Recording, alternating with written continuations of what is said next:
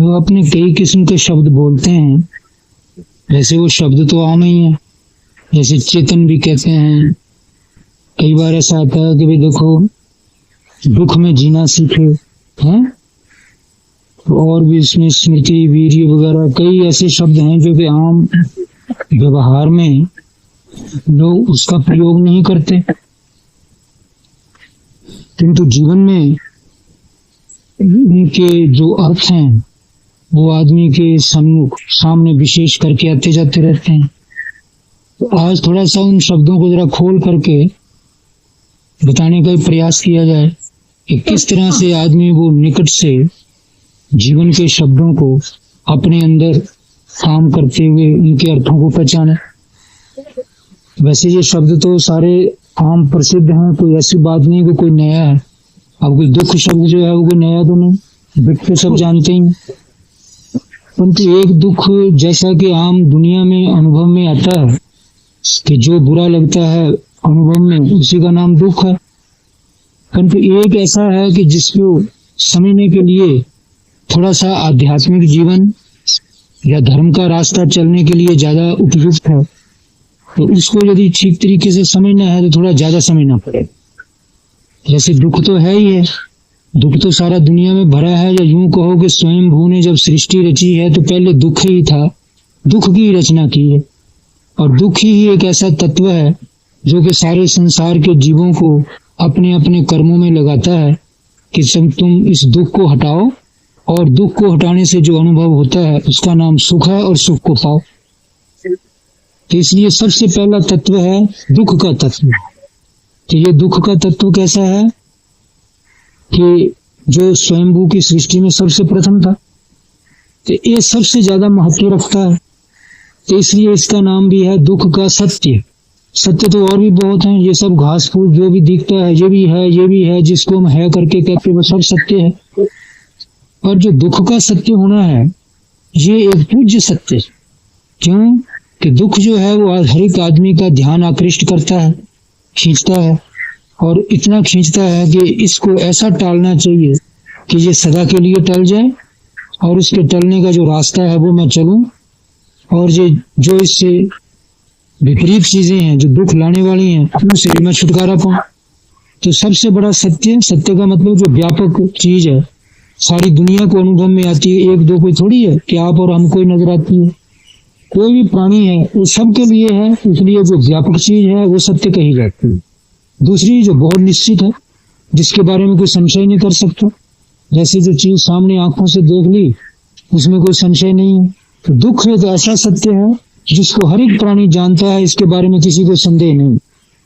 तो पूरा व्यापक है, मैंने सब प्राणियों में है, और इसमें किसी को संदेह नहीं है। इसलिए ये पूर्ण सत्य तो है ही है, पर साथ साथ ये पूज्य सत्य भी है, क्योंकि ये सबसे ज्यादा ध्यान को आकृष्ट करता है। किस लिए आकृष्ट करता है? मैंने खींचता है, इसलिए ध्यान को खींचता है कि भाई मुझे टालो तो जीने के लायक बनोगे, यदि मुझे टालो नहीं तो जीने के लायक भी नहीं। तो इसलिए ये पूज्य सत्य है। अब ये पूज्य सत्य है तो यदि इसको पूरा टालना है तो इसके कारण को भी समझना पड़ता है। क्यों? तो ऊपर ऊपर से आपने थोड़ी देर के लिए टाल दिया और थोड़ी देर के बाद फिर पीछे ही लगा रहा, तो आपके मन के अंदर क्रोध, चिढ़ वगैरह पैदा होते ही रहेंगे और उल्टे उल्टे चक्कर में डालते ही रहेंगे। इसलिए ऐसे ढंग से इसको समझना चाहिए होगा कि इसकी जड़ भी पता लगे कि किस जड़ से ये पैदा होता है। ये नहीं कि थोड़ी देर के लिए टल गया और फिर इसकी जड़ हरी हो गई।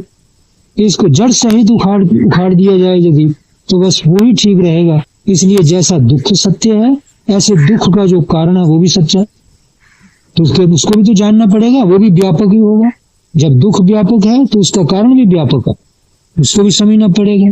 फिर तीसरा एक और सत्य कौन सा है कि भाई अब दुख जो है तो इसको टालना भी जरूरी है। कोई आदमी भी दुख के साथ नहीं जी सकता, तो इसलिए जहां तक हो सके इसका टाल, इसका परिहार कि अपने से खत्म हो, क्योंकि इसके हटने से हटे बिना सुख तो मिलता नहीं। और सुख ही एक ऐसा है कि जिसमें आदमी बने रहना चाहता है और कहता है मैं सदा बना रहूं। दुख के साथ कोई बना रहना नहीं चाहेगा। तो ये तीन चीज जो है ये एक दूसरे के साथ मिलती हैं, दुख और दुख की जड़ और दुख का टालना। तो जिससे दुख टलेगा चौथा भी, तो दुख के टालने का जो कारण होगा जिससे दुख हटे, जैसे कोई दवाई है वो रोग के दुख को हटाती है, भूख के दुख को अन्न खाया हुआ हटाता है, प्यास को पानी का पीना हटाता है। पर ये सब हटाने थोड़ी थोड़ी देर के हैं। पर जो हमारे अंदर दुख है वो इन 2 4 5 गिनने वाली चीजों का थोड़ी है।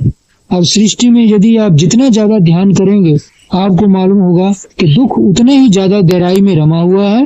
अंत में आप कहेंगे कि दुख ही सच्चा ठहरेगा, ये तो टलने का है नहीं, हम टल जाए तो भले बच्चे। तो अंत में यही अंत में होगा आदमी को कि जहां तक मैं बना हुआ हूँ, सुख के लिए बना हुआ हूँ, दुख को टालने के लिए। यदि पूरा दुख टालना है तो आप समझ लो कि अपनी मैं को मिटा देना पड़ेगा। जब तक मैं बनी हुई है तब तक ये दुख टलने का नहीं। और मैं भी इसीलिए बनी हुई है कि जब तक आपको दुख अनुभव में आ रहा ये दुख है, ये दुख है, ये भी टले। अब देखो ये तो एक मोटी मोटी बात है। अब यदि बारीकी में आप सोचेंगे, यदि अपना जीवन देखें, क्योंकि आदमी को ज्ञान प्रत्यक्ष ही ज्ञान अच्छा होता है, जिसको कि आदमी आप पे तोड़ सके। दूसरे का सुना हुआ, पुस्तक से पढ़ा हुआ, किसी का बताया हुआ, वो कोई ज्यादा समझ में नहीं पड़ता है जितना कि अपने अनुभव में आया हो। तो अपने अनुभव में आया हुआ कैसा है? अब देखो ना कि कैसे जाने आदमी की दुनिया दुख से भरी हुई है। ठीक है कि कोई समय ऐसा है, अब बच्चा दुख से ही तो पैदा होता है, रोता ही पैदा होता है, तो इसलिए जन्म से दुख है। अब यदि उसको सुख है तो रोए क्यों? अब जब रोता है तो उसको दुख है, तब उसको हटाना भी पड़ेगा। तो लोगों ने कुछ हटाने का रास्ता कृत्रिम रूप से बाहर के साधनों द्वारा किसी तरीके से भी हटाने के लिए सोचा। तो जो कुछ उसको हटाने के लिए उन्होंने सोचा है वो कृत्रिम रास्ता है। पर वो कृत्रिम रास्ता जितने दिन तक बच्चे के दिमाग में जमा रहता है कि इस रास्ते से दुख हटेगा, जैसे पैसे ज्यादा हो गए, अच्छा मकान हो गया, मित्र प्यारे, मित्र ज्यादा अच्छे हो गए, सहायक हो गए, तो इन सब चीजों से उन्होंने दुख को टालना समझा है। पर ये बच्चे के दिमाग में ये है कि जैसे कि इससे तो दुख सदा के लिए टल जाए। पर ये बच्चे के दिमाग तक ही सीमित है। पर जिस वक्त आदमी आगे आगे अवस्था में बढ़ेगा तो उसको मालूम होगा कि कृत्रिम साधनों से दुख कोई टलता नहीं। क्योंकि दुख इतनी गहराई में है कि वो थोड़ा सा भी आप खाली हुए नहीं कि दुख से गिर जाओगे, बस फिर वो आपको लपेटेगा क्या कि चलो इसकी टाल करो। आपने कृत्रिम साधन से कुछ टाल करी, थोड़ी देर फिर सुख होगा, किंतु उस सुख की तृष्णा तो जरूर बढ़ गई पर दुख टला नहीं। दुख यूं का तू ही पीछे पड़ा। जैसे कि मान लो थोड़ा एक वृद्ध मूर्ति का मिसाल ले लो, जो कि उम्र में बढ़ गया, क्योंकि बच्चा तो अभी यही जानता है कि भाई ठीक है हमारे अंदर तो अभी चलने के रास्ते के लिए शक्ति काफी है, जिसमें दुख देखा उसको यूं टाल लेंगे, यूं करेंगे, यूं करेंगे। हाँ, पर अब देखो, अब जैसे कि मौसम के हिसाब से देखो, गर्मी आती है तो किसी को सुख नहीं। ठीक है कि कुछ 100 में 5 आदमी ऐसे हैं कि कोई कृत्रिम साधनों द्वारा उस गर्मी के दुख से बच जाए, पर फिर भी कितनी देर बचेंगे? बाहर उनको भी निकलना पड़ता है, शरीर के कर्म उनको भी करने पड़ते हैं। सदा यदि वो कहें कि हम बंद कमरे में कूलरों के अंदर बिजली के पंखों के नीचे बैठ करके गर्मी को हटा देंगे तो उनको मिथ्या आशा है। तो अब ये जब क्रियाएं करनी पड़ेंगी, बल्कि हम आपको दुख कम उनको ज्यादा, जितना ज्यादा सुखी उतना ही ज्यादा दुखी।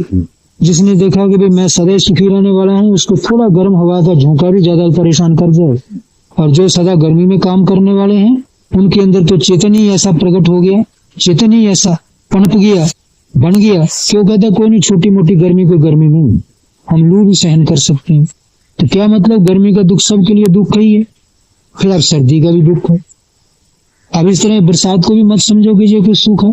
क्यों कि ठीक है, जहां तक गर्मी को शांत करती है उतना तक, जब तक पानी पड़ रहा है, ठंडी हवा चल रही, तब तक सुख है। और इसमें भी देखो मच्छर, मक्खी, कितने किस्म के जीव जंतु, जब बाहर चलोगे चींटियां इतने, कहीं पैर रखने को जगह नहीं, मारने को मन भी नहीं चाहता। मच्छर भी है थोड़ा खा इधर उधर ढीले हुए नहीं कि कहीं काटने को तैयार है। सदा कौन मच्छरदानी के अंदर बैठा रहेगा? और भी मक्खियां भी परेशान करती हैं। क्या 24 घंटे यही धंधे में आदमी लगा रहे? तो झुंझलाहट है ना। तो अब ये देखो, सृष्टि सारी इतने जीवों से भरी हुई है कि वो सारे जीव जो है वो कहते हैं कि जरा प्रमादी बनो। प्रमादी का मतलब जरा ढीले पड़ो कि हम तुम्हारे ऊपर दुख रूप में लगेंगे। और आपको उसमें क्या होगा? चिढ़, क्रोध, कि वो इतने आपके पीछे पड़े हुए हैं, 24 घंटे आप भी क्या करते रहोगे? अब मच्छरों को क्या हाँकते रहोगे? खैर, आपने बहुत सोच करके कुछ रास्ता निकाल लिया कुछ बचने का, तो थोड़ी देर के लिए ये आपको सुख है। नहीं तो बाहर अंदर जाना, शहर घूमने फिरने जाना, तो उस वक्त भी ये बला पीछे लग रही है। तो इसलिए यदि ये सोचे कि सृष्टि सुख से भरी है, सुख से तो भरी है नहीं, दुख से भरी हुई सही है। तो अच्छा इससे क्या होगा, और चलो आगे थोड़ा बढ़ करके, जिस वक्त आदमी कुछ कमजोर हो गया, उठने को मन नहीं चाहता, नींद से भी जगना नहीं चाहता, कहता नींद ना टूटे, और अंदर कोई ऐसे हैं जंगल पानी जाना, पेशाब वगैरह करने के लिए भी उठना पड़ता है, तो चिड़ेगा कि नहीं? क्योंकि अगर सुख हो रहा है और मन चाहता नहीं है, तो इस वक्त आप यही कहोगे जी क्या है, इस सृष्टि में दुख ही भरा हुआ है और क्या रखा। अब ठीक है, चलो बच्चा है, नादान है, उनके लिए तो कोई नहीं, शरीर में भी शक्ति है और शक्ति उसको उठा रही है, और उनको भोगन का इरादा है, खाने में, पीने में, देखने में, सुनने में। जब तक थोड़े साल हैं तब तक शायद उसको ये दुख मालूम नहीं होता जो बुढ़ापे का है, और जब पिछली उम्र में आ गया तो उसको ये है कि आराम को में बैठे हुए को हिलना भी यदि पड़ेगा तो वो भी दुख, मच्छर काट रहा है उसको उड़ाना पड़े वो भी दुख, मक्खी को हटाना पड़े वो भी दुख है। इतने दुख बढ़ जाते हैं उसके कि अंत में उन लोगों ने फिर अंत में निश्चय कहा है कि भाई सारा दुनिया में दुख है, दुख है, सुख कहाँ है? फिर कहीं नींद नहीं आ रही और वो भी बड़ा दुख है, तो ये दुख ही हुए ना सर। तो आप बतलाओ फिर इस दुख से अंत में छुटकारा कहाँ? अब ये थोड़ी थोड़ी दुख के लिए तो ठीक है भाई, आप छुटकारा पाते रहो, पर असली छुटकारा वो है कि एक बार छुटकारा मिले और सदा के लिए वो मिला ही रहे। इसका नाम हम लोग मुक्ति कहते हैं। तो आप जो मुक्ति पा जाए और ऐसी जगह चला जाए कि यहाँ आंख देखती नहीं, कान सुनता नहीं, जिब्बा चाटती नहीं, जब बोलना चालना नहीं है, और जहां तक भी चमड़ी छूती नहीं, तो मतलब आपकी जागृत अवस्था नहीं। यहाँ जाग गए कि जागने के साथ ये सारी सृष्टि है, और सृष्टि जितनी है वो सारी दुख से भरी पड़ी है। तो उसमें तो हर वक्त आपके अंदर यही रहेगा, चिड़ना, कुड़ना, क्रोध, अहंकार, इसकी बुराइयां, ये करते फिर आप जो मत सोचोगे आराम से पड़े रहेंगे नींद की तरह, और नींद भी नहीं आएगी, नींद भी उठती रहेगी। फिर देह के साथ 36 कर्म लगे हुए हैं, चाहे आपके बाल बच्चों ने कितना भी आपको कह दिया किसी ने कि बाबू या बाबा कि आप शांति से रहो और भगवान का भजन करो, राम के नाम जपो, खाना पीना सब करते रहो और बाकी काम हम संभाल लेंगे, पर ये शरीर के कर्म किए बिना तो मानेगा नहीं अंतरात्मा, कहीं उठना भी पड़ेगा, बाहर भी जाना पड़ेगा, ये भी करना, बैठे बैठे भी मच्छर उड़ाने पड़ेंगे, मक्खियां उड़ानी पड़ेंगी। ये सारे कर्म जो है ये आपको अंत में बताएंगे क्या है, एक ही सत्य है कि अरे भाई संसार में दुख ही सच्चा है, बाकी सब झूठ हुआ ना। अब ये दुख कैसा सच्चा है, क्योंकि बार बार नजरों के सामने पड़ता है और फिर टलता कोई नहीं। जितने टालने के कृत्रिम साधन है वो कुछ समय के लिए तो अच्छे हैं, उसके लिए चाहे कोई अहंकार मान कर जाए, पर सदा वो साधन जो है वो क्रिया, सदा वो साधन सामर्थ्यवान नहीं है कि आप उस दुख से उससे छुटकारा पा सको। तो फिर ऐसी हालत में ये जो शब्द आप कई बार मेरे मुंह से सुनते हैं, और मेरे ही नहीं है वो शब्द, वो ऋषि मुनियों के हैं, ग्रंथों के हैं। चलो पुरानी भाषा में मैं उसको नहीं बोलता, मैं आपको नई भाषा में साथ में जैसा हम समझते हैं कि भाई दुख में जीना सीख लो, दुख में अक्लमंद बन। ये दो ही वाक्य हैं। तो दुख में अब जीना सीखने का मतलब क्या है और दुख में अक्लमंदी क्या है? ये सारा साधन का जो कैसा साधन कि जिसमें दुख भी पहचानना, दुख की जड़ भी समझना, और दुख की जड़ समझ के दुख का टालना सीखना, और दुख को टालने सीखने का जो रास्ता है वो चालना। बस इसमें 4 चीज आ गई जो पहले शुरू की। अब जैसे मान लो कि सवेरे आप दातुन कुरलाई कर रहे हैं और ठंडी लग रही है, आपको सर्दी है, अब उठने को मन तो करता नहीं कि गर्मी गुदड़ी से रजाई से उठ करके बाहर जाए, और क्या करें, अब शरीर के कर्म है वो तो करने पड़ेंगे। और वो ठंडी लग रही है और चल रही है पूस माघ की हवा, वो कितना भी कपड़ा ओढ़ लो अंदर घुसती जाती है, तो उस हवा के मन तो चिढ़ता है ना कि अरे हवा ना लगे ना लगे, पर लगे कैसे नहीं, वो तो लगेगी और दातुन भी करनी पड़ेगी। अब उस वक्त चिढ़ते हुए मन में यदि ये चिढ़ बसी रही और आपने कुछ साधन का रास्ता नहीं सोचा, धर्म का रास्ता नहीं सीखा, तो ये चिढ़ आपके ऊपर एक तो दुख है ही, दूसरे ये दुख और लग गया। क्यों कि इस चिड़े हुए में यदि आप किसी से बोलोगे तो गलत बर्ताव होगा, तो गलत बर्ताव किसी से करोगे तो उसके हृदय से और गलत महसूस करने का भाव बनेगा, वो भी आपके साथ गलत रीति से बर्ताव करेगा, और उसका मतलब है कि आपने थोड़े दिन का जो जीना बचा हुआ था वो भी अपने लिए खराब कर दिया। तो इसलिए ये है कि दुख में जीना नहीं ना सीखा, पहले दुख को पहचाना भी नहीं। तो दुख को पहचानने का मतलब क्या है कि पहले यही समझे, हाँ भाई ठंडी हवा लग रही है, मैं मरता नहीं, पहले थोड़ा विवेक रह जाता। ये है दुख में बुद्धि रख लेना, ये दुख में अकल बना रखी ना, और दुख में एकदम दुख आते हो जी हटे, यदि तमन्ना आ गई, इसका नाम तृष्णा है, इसका नाम काम है, और यही आदत बच्चे को पहले से पड़ी है कि जहां दुख हुआ नहीं कि रोया नहीं, पर चलो बड़ा आदमी रोता तो है नहीं, पर शिकायतें कर लेगा, चलो शिकायतें नहीं करता, मन में चिढ़ता रहेगा, दूसरे की बुराइयां देखते रहेगा। तो ये है सब मन का दुख को ना समझना और बुद्धि को खो बैठना और दुख में जीना ना सीखना, ये उल्टे बातें। अब इससे उल्टी बातें क्या है कि थोड़ा दुख में जीना सीख लो और दुख को थोड़ा पहचानो कि सर कितना का दुख होता है, मैं शांत रीति से जरा इसको ही देखूं, कितना का दुख है। अब मान लो चलो बैठे हैं, थोड़ा सा उठ के आ गए, मन तो कहता नहीं था कभी कि नींद से उठे, प्रकृति ने कुदरत ने कहा भाई अंदर भी तो हल्का करना है, चल जरा उठ के चले, अच्छा नहीं लगता है, मन चिढ़ता हुआ जाता है, ये क्या, ये भी देखो उठना पड़ता है। और नहीं, ये चिढ़ते कुड़ते जाने का मतलब है खोना। इससे अच्छा है कि इसमें जो दुख होता है मैं स्मृति रख करके अपना मन को समझता हुआ, दुख को पहचानता हुआ 10 कदम रख लूं, ताकि मुझे दुख की समझ पड़ती रहे, चिड़ू ना, और चिड़ को शांत करता हुआ 10 कदम चल लूं और चल के जो क्रिया करनी है कर लूं। शिकायतें करने से, हाय हाय करने से कुछ बनेगा तो है नहीं, पर इस तरह बुद्धि रख करके कुछ थोड़ा स्मृति को सावधान कर लेना और हिम्मत कर लेना, उसका नाम वीर्य है, ये कर लेने का नाम साधन।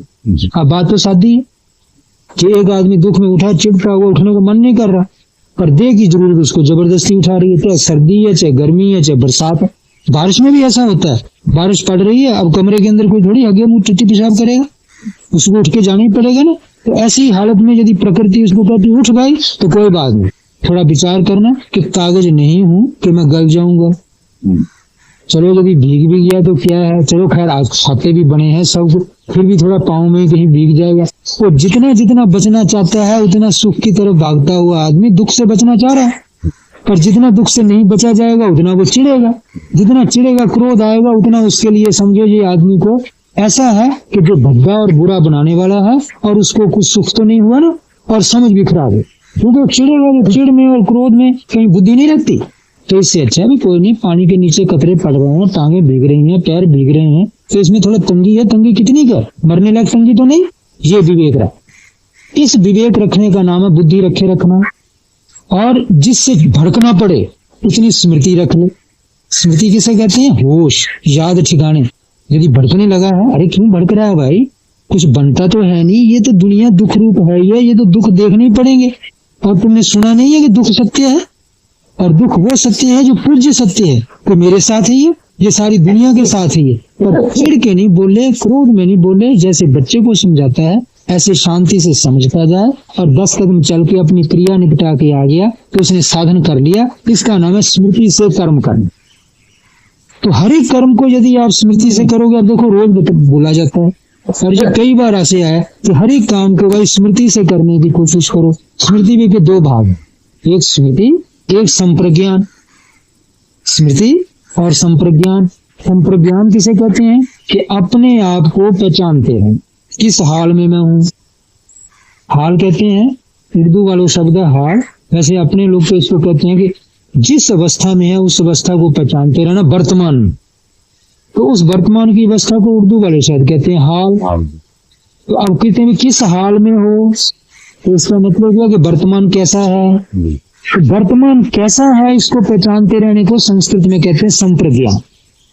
संप्रज्ञान, ज्ञान माने समझ, प्र माने प्रकृष्ट, जो कि होनी चाहिए, सबसे बढ़िया यही है कि वर्तमान कैसा है।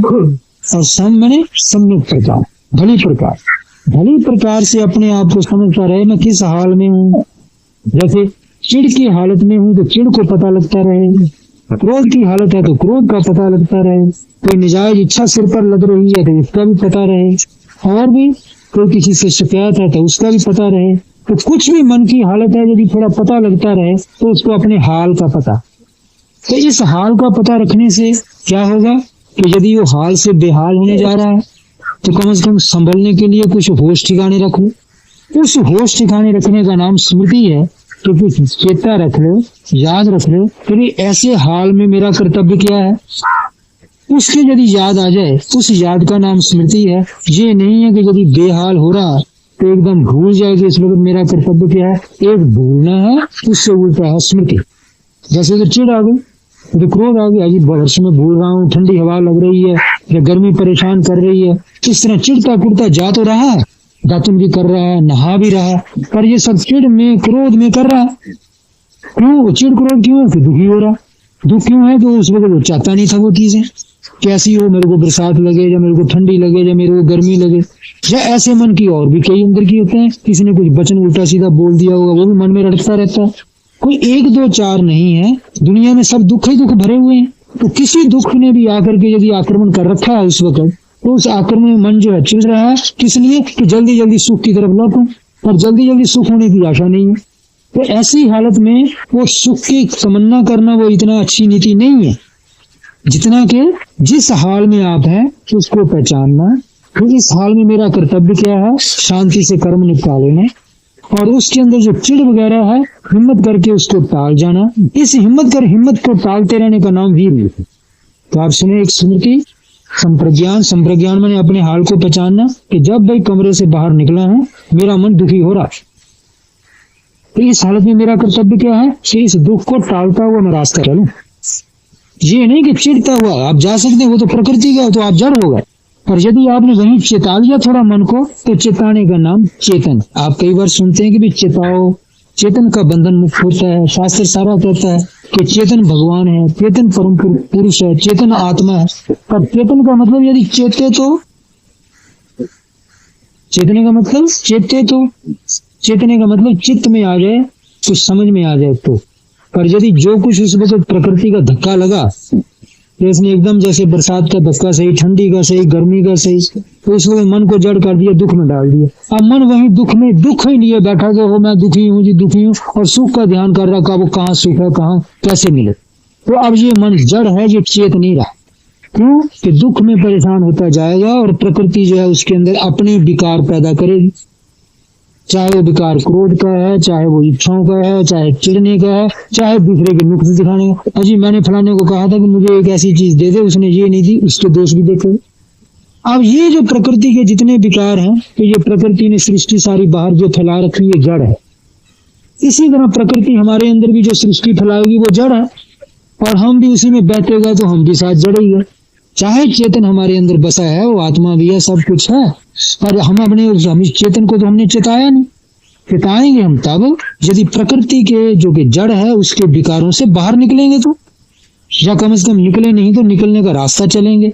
तो निकलने का रास्ता ये है कि क्षण क्षण, सेकेंड सेकेंड मन के ऊपर आपके बोझा लगता जाएगा, और आप क्षण क्षण, सेकेंड सेकेंड आप उसको किनारे करते जाओ।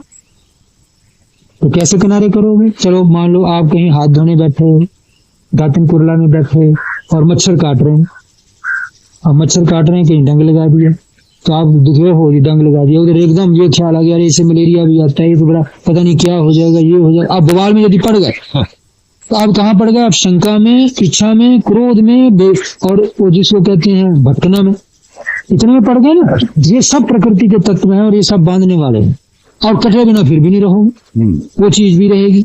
अब उस वक्त वो कर्म भी करना ही पड़ेगा। पर आपके अंदर ये जो तूफान है, जो कि आदमी को अंधा करने वाला है, आंख नहीं रही, अकल नहीं रही, और जो करना है कुछ कर्तव्य का ज्ञान नहीं, और कुछ आप कर नहीं रहे, सिवाय एक ही चीज है, बस वही दातुन कर लो, हाथ धो लो, चाहे आधा घंटा लगे, 15 मिनट नहान दिए, इसमें मच्छर काटते रहा, बस उस तूफान में बहते जाएगा। तो इसका मतलब जड़ता के साथ बहते गए, चेतन नहीं। अच्छा चेतन कैसे होता? तो चलो भाई काट तो रहा ही है, ज्ञान आ गया, ये कटना तो टलेगा नहीं, चलो हो सके तो मैं हटाता रहूं, थोड़ा चेतन रहूं। और जो चिड़पुड़ में मेरा मन उधर, जो मेरा मनोवृत्ति लग रही है, जो मेरा उधर ध्यान लग रहा है, तो उसको उधर से समेट करके मैं कर्तव्य में क्यों ना ले आऊं? तो कर्तव्य उस वक्त क्या है कि हाँ चलो दातुन चल रही है, जो हाथ धो रहा हूं, मन चिढ़ रहा है, तो चिढ़ को पहचानूं, ये हो गया संप्रज्ञान। ये चिढ़ चल रही है तो क्या है, इसको टाल करता है, इसको बसाए रखने में कोई पुरुषार्थ नहीं है। पुरुषार्थ मतलब पुरुष का अर्थ, जो आदमी का प्रयोजन, वो कुछ नहीं है। आदमी का प्रयोजन इसमें है कि चिढ़ को टालने में। चिढ़ अपने आप में शांति नहीं है, चिढ़ क्रोध से होती है, क्रोध भी शांति नहीं है, क्रोध सुख के बिगड़ने से होता है। सुख बिगड़ता है किससे? दुख के आने से, और दुख काटने से मच्छर से। तो क्या मच्छर काट जाएगा, कितना थोड़ा सा खून पी जाएगा, सबको काटता है, इससे जल्दी बीमारियां नहीं होती हैं, और फिर भी वो होगा ही। फिर मैं चिड़ू कुड़ू क्यों? चिड़ को टालता हुआ कर्म करता रहूं, सावधान होकर के, और अपने मन को शांत रखूं, समझ के साथ डटा रहूं, उस प्रकृति के तूफान में मना बह लो। इतना संकल्प इरादे करते हुए यदि आप चेत रहे हैं उस वक्त, तो चेत रहे हैं तो इसलिए आपका नाम चेतन। यही चेतना हो गई ना। कि चेतना किसे कहते हैं? चिति संज्ञाने। संस्कृत वाले जिसको चेतना कहते हैं कि कुछ संज्ञा बनी रहे, समझ बनी रहे, होश ठिकाने रहे। तो यदि होश में आप बने रहे और इस तरीके से अपना कर्तव्य पहचानते हुए चलो, उड़ाते भी रहे, करते भी रहे, झुंझलाहट में क्यों पड़े? अब झुंझलाहट में कौन मन पड़ता है? जो सुख का ज्यादा पिट्ठू है। तो बस ये अभी हो जाना चाहिए, ये नहीं कि 5-7 मिनट भी दुख। तो अब वो कहने वाले ऋषि मुनि लोग कहते हैं कि पहले थोड़ा दुख को भी देखना सीखो। जो मैंने पहले बोला कि दुख आर्य सत्य है, दुख पूज्य सत्य है, तो दुख को भी पहचानना सीखो कि दुख क्या है, कितना का है।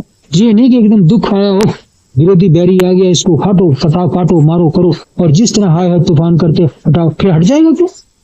हटना उसने फिर भी नहीं है। इसलिए भाई पहले थोड़ा दुख को भी समझने के लिए एक धर्म अपने मन में बसाए कि कितना का दुख है। अब पहचान तब होती है कि यदि मन को थोड़ा सा सावधान रख करके, एकाग्र रख कर करे। तो पहला सबसे बढ़िया ध्यान यही है, दुख का ध्यान। अब ये दुख जो है, अब कोई कहे जी ध्यान किसका करना है? अब ध्यान पहले इस दुख का ही कर लो। हर वक्त चिपटा हुआ है, कोई लाना कहीं से नहीं है। परमात्मा का ध्यान तो पीछे आएगा जब दुख टल करके सुख शांति सदा बने रहने वाली मिल जाएगी। पहले परमात्मा का हल्ला गुल्ला तो कुछ काम का नहीं। चाहे आप जप कर लो, चाहे कुछ कर लो, पहले भगवान सामने नहीं आएगा। ठीक है कि आप श्रद्धा से एक कर्म कर रहे हैं, उसका पुण्य जरूर है, पर उसका पुण्य माप का ही है, माप से रहित नहीं, अपरिमेय नहीं। तो वो अपरिमेय कौन है? कि जहां ये बिल्कुल दुख टल करके और जगत में सब इंद्रियां बुझ करके एक ही जगह सबका चानना लो हो गई, प्रकाश हो गया, और वो हो गया अंतरात्मा में। वहां भगवान का ठिकाना तो मिल जाएगा, पर वो तब तक नहीं मिलेगा जब तक कि बाहर की चीजों के सुख की लत लगी हुई है और बाहर से दुख परेशान करके फिर बाहर ही भगा रहा कि बाहर का ही रास्ता लो। तो जब तक आप दुख को काटने के लिए बाहर का रास्ता सोच रहे हैं तो ये थोड़ा ही अच्छा है। थोड़ा कितना अच्छा है? उतना ही अच्छा है कि जितना थोड़ा टलने के बाद थोड़ा काम धंधे के लायक आप जीने के लायक रह सकते। पर फिर जीवन तो सारा इसी काम में लगाना पड़ेगा भाई, कि भाई दुख का टलना ऐसा हो कि सदा के लिए टल जाए। अब सदा के लिए टलने के लिए बुद्धि ठिकाने चाहिए, और बुद्धि ठिकाने होने के साथ साथ थोड़ा दुख का माप भी ले लेना कि कितना का जो हमको डरा रहा है। अब एक बच्चा है ना छोटा सा, कोई भी चीज छोटी सी है, वो उससे जो डर जाए तो उसी में तूफान रोने का चला देता है। तो अगला आदमी समझता हो वो बच्चा ज्यादा डर गया, पर वो दूसरे जानते हैं कि जिससे जो डरा है वो ज्यादा डरने की चीज नहीं, तो उसको समझा देते हैं, तो उसको समझ आ गई, तो बच्चा भी थोड़े दिनों में समझा हाँ क्या है, तो मामूली बात है, उससे डरने की क्या चीज।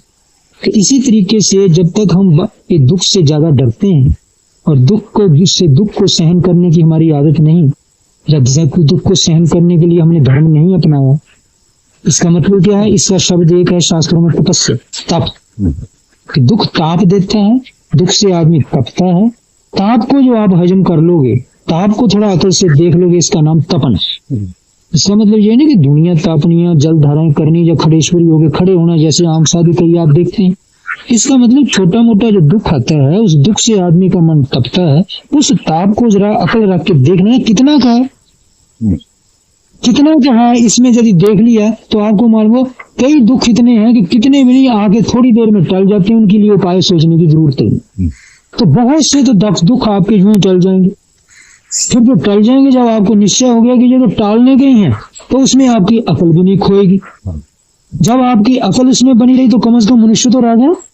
अच्छा, जब अकल भी बनी रहेगी तो इस अकल के बने रहने पर कुछ ना कुछ और भी अच्छा आप साधन कर जाओगे, कुछ और भी सोच जाओगे। अच्छा, यदि कुछ और सोच जाओगे तो आपको शायद सोचते सोचते ऐसा भी मिल जाए कि बड़े से बड़ा दुख भी जो टल के अंत में परमात्मा तक भी पहुंच जाओ।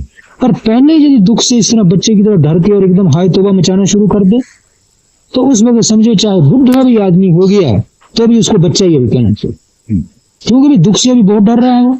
तो दुख से इतना डरने की जरूरत नहीं है जितना कि दुख को देखने। बस यही जो दुख को देखना है, पहचानना है, इसी को कहने वालों ने कहा भी दुख का साक्षात्कार करके तो देखो कितना कि दुख है। चलो कभी मच्छर काटने का भी सही, अब ये तो है नहीं कि जान के मैंने कटाना है, पर काट के उड़ गया, खुजली हो रही है, जलन हो रही है, उससे चिड़ने से क्या फायदा।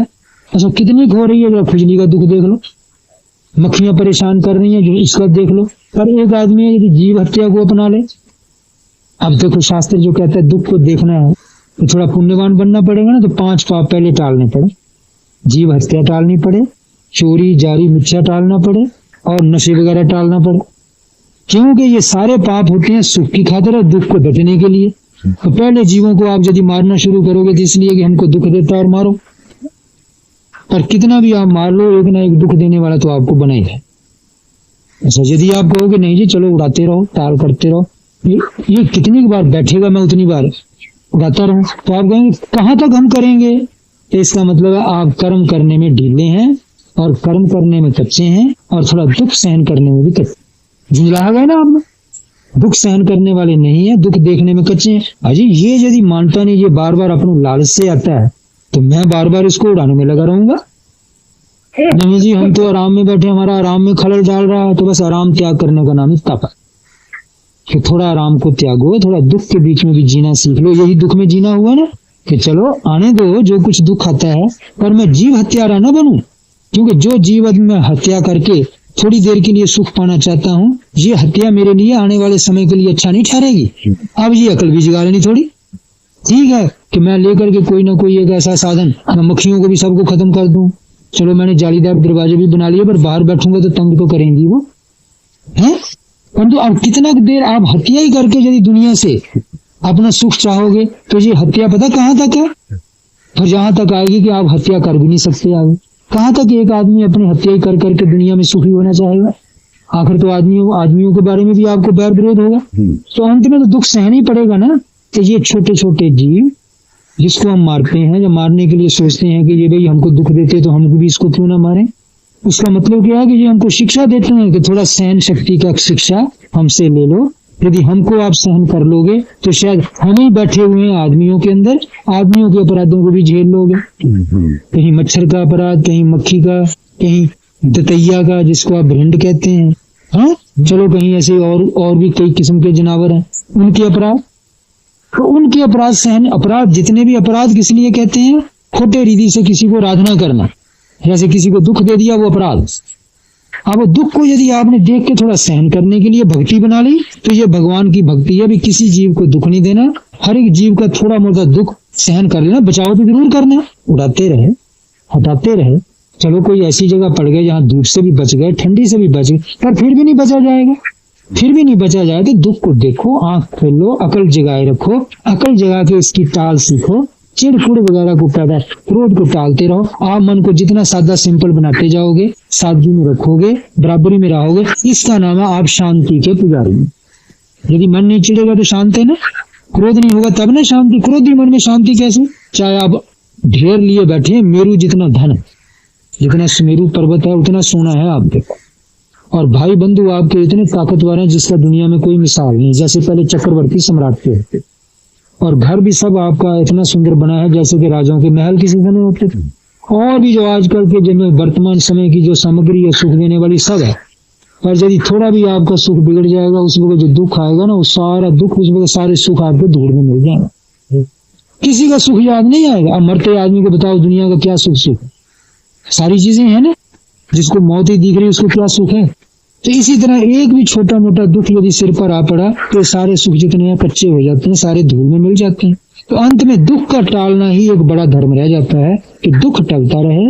दुख टालने का मतलब ये नहीं है कि आप बाहर के साधनों द्वारा दुख टालना, तो आप अंदर से दुख टालना सीखो आध्यात्मिक रीति से। तो आध्यात्मिक रीति से दुख टालने का मतलब क्या है कि थोड़ा दुख होने से क्रोध आ रहा है, चिढ़ आ रही है, मन में अशांति हो रही है, ये ज्यादा दुख है। तो कोई नहीं, हर एक कर्म करना। यदि रास्ता चलते कुटिया से निकल करके वहां तक भी जाना पड़ेगा, तो उसमें उतनी देर चिढ़ते जाने से अच्छा है कि चिढ़ को शांत करते हुए जाए, क्रोध को शांत करते हुए जाए। जो दुख आप कह रहे हैं दुख हो रहा है, उसको दुख को देखते हुए जाना, दुख को देखते हुए जाते हुए समझ पैदा करनी है क्या दुख है। जिस वक्त मन में आ रहा दुख बा कुछ नहीं, मानने का दुख है। बचपन से खाली एक आदत पड़ी हुई है, दुख है मान गया मैं, तो बस मान का दुख है। दुख का क्या है, क्या पानी में भीगना कोई दुख है? थोड़ी ठंडी भी लगी तो क्या दुख है, कुछ नहीं। और ठंडी वो मरता तो है नहीं, गर्मी भी लगी क्या दुख है। सहन करने वाले दूसरे देख लो, ठंडियों में लोग सर्दियों में पानी लगाते हैं, गर्मियों में काम करते हैं खेतों में, बरसात में भीगते भीगते जाते हैं। तो ये क्या सारे दुख है।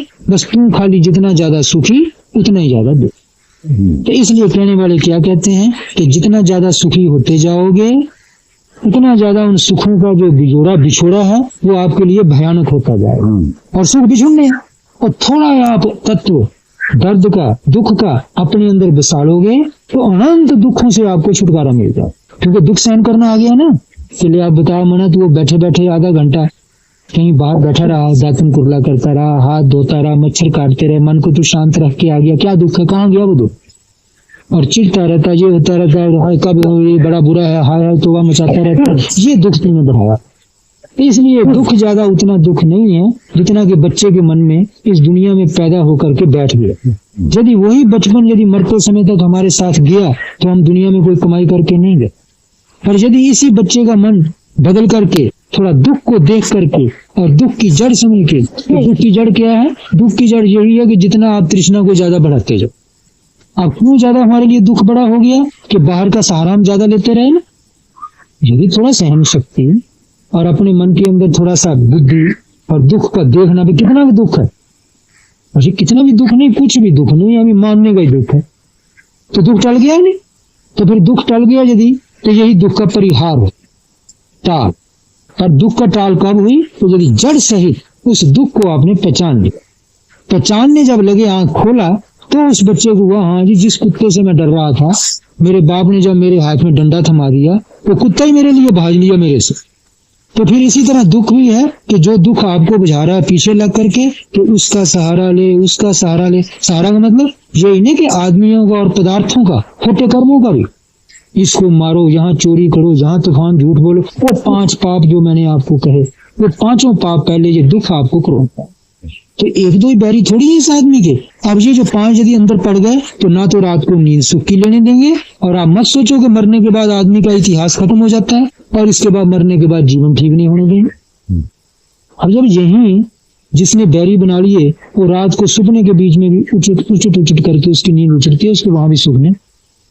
एक आदमी को शंका हो गई कि मेरे पास पैसे हैं और आसपास ये इलाका चोर बहुत है, इस इलाका में बसे, और मैं कुदरती ऐसी जगह रात में पड़ गया कि जहां इन्हें मुझे रात रहनी पड़ गई और कोई जगह सुरक्षित नहीं था। उसके पास हथियार भी और सारा कुनबा भी। अब जैसे अफसर होते हैं ना बंगलों वाले, इनके बंगले उजाड़ों में कई जगह बने रहते, अब तो खैर इतनी उजाड़ नहीं रही। तो पहले समय में ये नहरों के ऊपर बंगले भी होते थे, बिल्कुल उजाड़ों में। कहीं बस उन्हीं का जो स्टाफ है, परिवार है, थोड़ा सा कहने में कि जैसे ये नहरों के अफसर होते हैं ना, इनके कोई बेलदार होते हैं, कोई मेट होते हैं, कोई तार बाबू होता है, कोई ओवरसियर होता है, 5-7 ही होते हैं। अब यदि इनके बीच में कोई अफसर आ गया बड़ा, जैसे SDO है या एक्सीएन है, तो अभी अफसर आ गया तो उनका परिवार तो ठीक है, उसके साथ खजाना है, उसके साथ अपने पहरेदार भी है, और मान लो बहुत से चोर हैं, वो तो बहुत हैं, इनका परिवार तो छोटा ही है। अब उनको शंका हो कि हमारे घर वाले जो हैं उनके भूषण भी पहने हुए हैं, सोने के भी हैं, सब कुछ है, यदि लूट के ले जाएंगे तो क्या करेंगे? चाहे उनको गवर्नमेंट ने हथियार भी दे रखे। अब एक आदमी रात को ऐसी मौके पर पड़ गया और रात को हथियार रखते वक्त उसको हुआ, गर्मी के दिन है, ऊपर सो रहे हैं और हथियार मैंने रखा है सराहने में, यदि चोरों ने आके पहले मेरा ही हथियार ले लिया और मुझे लूट लिया तो मैं क्या करूंगा? इसी शंका में वो कई तरीके उसने सोची कि हथियार मैं कैसी जगह रखूं कि जब वो आकर के कोई आ जाए तो झट हथियार उठा के मैं गोली चला दूं। अब इसके लिए पता नहीं उसने आधा घंटा सोचा कि 1 घंटा सोचा, जब तक नींद नहीं आई सोचता ही सोचता अंत में सो गया। अब ना तो वहां कोई चोर है और ना कुछ है, और देखो अंतरात्मा, जैसी कल्पना जैसी दृष्टि वैसी सृष्टि। वो क्या सृष्टि चली, एकदम जैसी आंख लगी नहीं कि वो स्वप्न में देख रहा है कि चोर आया और सीढ़ी ऊपर चढ़ा और आकर के उसने मेरे हथियार की जगह हाथ डाला, और जो मेरा हथियार था, जैसे प्रस्ताव की जगह कुछ भी होगा, एक तरफ से मैं पकड़ी हुई है, एक तरफ उसमें पकड़ी हुई, वो अपनी तरफ खींच रहा है और मैं अपनी तरफ खींच रहा हूँ, खींचा तानी में झगड़ा हो रहा है। इस झगड़े में वो आदमी बड़बड़ाने लग गया नींद में। हाँ, वो नींद में इतना बड़बड़ाने लग गया कि उसके नजदीक सो रहे उसके परिवार वाले सारे जग गए। अब जग गए तो उनको देख के उनको डर लगने लगा, ये क्या हो रहा। हाँ, वो बेचारे वहीं रोने लगे, दहाड़ने लगे, पर उसकी नींद नहीं अभी खुल रही, वो भूं भूं कर रहा और समझ कुछ नहीं आ रही क्या क्या। अब देखो कि उस सृष्टि में वो एक दूसरी सृष्टि, दूसरा लोक है, इसी तरह हम मर जाएंगे तो हमारा एक लोक दूसरा होगा, और इधर का हम सब संस्कार लेके तो वहां गए हैं, पर हमको ये पता नहीं कि पीछे क्या था, पर इतना जरूर है वो लोग को तो हम जान रहे हैं। तो खैर आखिर उन्होंने उसको झुंझला जुनू कहते हिला हलू करके उठाया। तो जब उसने उठा तो आंखें फाड़ फाड़ के सबको देख रहा, थोड़े वो और जाके रोने लग गए, अरे क्या हो गया, पागल हो गए ये घर वाले हमारे। तो बस जिस वक्त रोने लगे तो उनकी आवाजें पहचान करके उसका होश ठिकाने आया, फिर वो हंसने लग गया। जब वो हंसा तो घर वालों को कुछ तंदुरुस्ती स्वस्थता आई कि अरे कोई मामला ज्यादा गंभीर नहीं है, कोई खराबी नहीं हुई। तो अब वो कहेंगे क्या हो गया आपको, अब वो जल्दी बताना नहीं चाहते, बताना है तो अब थोड़ा सा उसने अपना मान से ही बताना है, कि अपनापन भी रख करके, क्योंकि घर का बड़ा आदमी है, पहले उनको धीरज दी है, तसल्लियां दी हुई हैं, अब समझाएगा तो किसी ढंग से, उसको सोचना पड़ा। तो काफी देर सोचता रहा, तब उन्होंने बोला एक बात कुछ नहीं, आप आराम से, क्योंकि हो गया आपको, हो गया। फिर उसने अपना सपना सुना कि मैंने देखा कि चोर आ गया है और वो मेरा हथियार छीन रहा है, मैं उससे छीन रहा हूँ, छीना झपटी में गाली गलौज हो रहा है, तो इस झगड़े के बीच में आप लोगों ने मुझे उठा दी। तो इसी तरीके से ये है कि ये नहीं समझना चाहिए कि ये दुनिया यही है जहां हम हैं, कि यही सब निपटारा होगा, पर जैसे हमारे कर्म है उनके अंदर एक सामर्थ्य शक्ति एक ऐसी है कि उन्होंने अपनी सृष्टि इतने में रच लेनी, और उसमें देह भी हमारा रच लेना है, और जैसा देह को दंड वगैरह होना चाहिए वैसा सारी सृष्टि उन्हें वैसी रचनी है। तो ये कहा जाएगा हमारा कर्म लोक, कि जैसा हम कर्म करके आए हैं वैसा हमारा लोक बने। तो अब ये जो है, यदि आप मान लो कि हमने हाय तौबा करते हुए, दुख से डर के भाजते हुए, जैसे दुख से भाजे, और एक हमने दुख को देखा, कितना क्या, तो जिसने तो दुख को देखा उसने तो जैसे डंडा लेके बच्चे ने देखा, देखें तो सही कुत्ता कितना तो भय है, तो कुत्ता ही भाज लिया। जब आप दुख को देखने लगेंगे तो दुख भाज लेगा, और यदि आप दुख से डर के भाजने लगे तो देखो वो भी आपसे, तो भाजते भाजते कहाँ भाजा कि वो भाजते भाजते एक ऐसी कृत्रिम सृष्टि में भाज गया कि जहां अपने लिए और सारा दुख ही उसने रचा। तो अब इसी तरह से वही सपना जो है हमारा, वही जो सृष्टि है, वो भी तो हमारे लिए भी तो वही है कि छोटी मोटी चीजों से डरना, मच्छर काटता है मार दो, पाप कर दो, मक्खियां काटती हैं रगड़ दो, और भी है चलो जी हम अगर कोई दुख देता है, झूठ तूफान से, ठगी से, किसी तरीके से का बेड़ा गर्क करो, कोई इसका नुकसान करो। तो ये सब जितने कर्म है, जीव हत्या, चोरी, झूठ, जारी और नशे, फिर वो कर्म जो है रात को नींद नहीं आने देते, मन से उतरने नहीं, शांति नहीं, तो नशे पिए। हर एक आदमी नशा नहीं पी के खुश है, नशा भी ज्यादा वही पीते हैं कि जिनसे ज्यादा खोटे कर्म है। जहाँ फिर यूं है कि बहुत खाली रहता है, समय नहीं बीतता, उसके लिए भी पीता। इसलिए नशे जितने हैं ये सारे इसी तरह पीछे पड़ते हैं। तो ये 5 पाप पहले, तो इन 5 पापों को हटाओ, कौन करवाता है, वही दुख ना, और उसी दुख से थोड़ा हटने से जो भी सुख का एक मीठा चस्का सा लग गया है वो करवा रहा।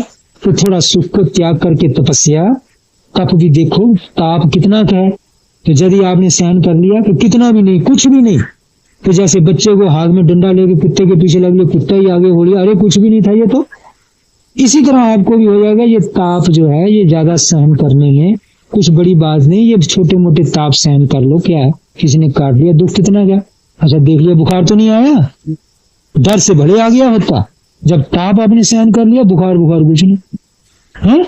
इसी प्रकार से और भी है, ठंडी का, गर्मी का, जब कपड़ा भी छाती ढक रही है, थोड़ी ठंडी हवा लग गई, ठीक है, थोड़ा सा दुख तो हो रहा है, पर इतना दुख नहीं जो मार देगा। इसी तरह गर्मी का भी ठीक है, चलो धूप में सहन चलना पड़ गया, कहीं लू में भी चलना पड़ गया, इसलिए ये मतलब थोड़ी कि मर जाएंगे। तो थोड़ा इतना है कि शरीर नाश तो हम भी नहीं करना चाहते, पर मान लो यदि हमको थोड़ा सुख हमारा बिगड़ता है, थोड़ा दुख होता है, इस दुख से भी हम भागे क्यों। तो इसलिए पुराने लोगों ने कहा कि सबसे पहला आपका धर्म है कि दुख का साक्षात्कार करो, दुख को पहचानना सीख, एकदम उसको भगाओ मत, थोड़ा सा सहन कर लो, फिर सहन करके देख लो कि असलियत इसकी कितनी है। तो जितनी की असलियत आप समझ लोगे तो शायद आपको अकल मिल जाएगी, ज्ञान मिल जाएगा, जितना सहन कर लोगे उतना तप हो जाएगा, उससे कुछ थोड़ा साधन बन जाएगा, साधन में बुद्धि भी बौखलाहट में नहीं आएगी, और जितना चिड़कुड़ जो है, ये जो शांति को भंग करने वाले ये भी विदा हो जाएंगे, और यही सारी अशांति है, यदि ये हट गई तो अकेले बैठे के मन में शांति शांति। अब यही है ना कि अकेले बैठे किसी की संशय आ गई, अजी पता नहीं वहां क्या होगा, अजी जो होगा कर देख लिया भोग करके, वो जब सामने आएगा वो भी देख लेंगे, तो संशय टल गया। अच्छा, उसको टालने के लिए इच्छा तमन्ना हो रही थी, वो भी मन से उड़ा गई। ना टलने से जो भय बना था, उससे जो चिड़ वगैरह क्रोध आ रहा था, झुंझलाहट और कई बुरे दिख रहे थे, वो भी उड़ गए। तो ये मन सफा, सफा मन जो है वहां आत्मा का सुख प्रकट होता है। सफा मन कब है? जब ये संसार के विकार नहीं है। जब देखो ना, जिसमें नींद होती है, कोई संसार का विकार नहीं है, ना क्रोध है, ना इच्छा है, ना संशय है, ना राग है, ना द्वेष है, ना कोई आदमी की याद है, कोई दृष्टि नहीं है, तो उसमें तो सुख अंदर का प्रकट होता है कि नहीं? नींद का बड़ा आराम है, बड़ी मीठी लग रही है नींद, उसमें किसी को भी उठने को मन नहीं करता, चाहे बच्चा हो चाहे बुढ़ा। तो वो ही यदि जागते जागते आपने मन सादा बना दिया, मन को हल्का बना दिया, जिसमें ये विकार नहीं है, अब नींद में क्रोध नहीं है, इच्छा नहीं है, संशय नहीं, वही हल्कापन आया ना। यही जागते जागते अपने जतन से आपने कर लिया। तो जब जतन से कर लिया, तो वो जो छुपा हुआ है नींद के अंधकार में, वो जागते जागते छुप नहीं सकता, वो आपके सामने प्रकट है। वो है वो सच्चिदानंद देव, वो है आत्मा, वो है परमात्मा। नहीं तो भाई ऐसे तो हम दुहाई उसके देते रहे, नाम सब उसी के हैं, राम कृष्ण भगवान शिव शंकर सब उसके। पर जब तक उसके ध्यान से चिंतन के बिना यदि उसका हम जाप करते हैं, तो पूरा जाप है, ठीक है कि उसकी भक्ति तो है, पर उसकी भक्ति इतनी तक शक्ति नहीं वो रखती कि जितना कि उसके साथ जाके हमको थोड़ा उसके साथ मिला करके उसका सुख दे जाए। पर इस रीति से यदि आप